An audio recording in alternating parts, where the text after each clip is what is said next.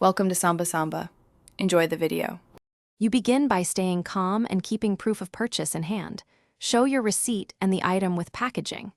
Ask the employee at customer service or the electronics counter to verify and deactivate the tag. Explain where and when you purchased it and point to any store branding or transaction details. Do not attempt to remove the tag yourself because tampering can trigger alarms or damage the item. Instead, make clear, polite requests so staff can follow store protocols. Once staff sees your receipt, they will usually scan the barcode and the item so the system matches the sale. Authorized personnel then use an EAS deactivator or the store's key protocol to disable the tag. This prevents alarms at exits.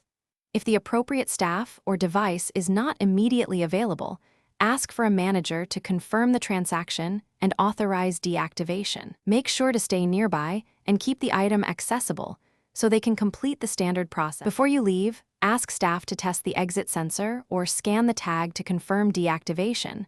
Walk through the exit with them if needed. If staff cannot resolve it, politely request a manager and present your proof of purchase. This usually clears up system mismatches. If the problem still persists, insist on written confirmation or a return authorization so you have documentation. Avoid removing the tag yourself and do not escalate into confrontation. Use documented proof for any follow-up or dispute. Thanks for watching. Consider subscribing if we helped you.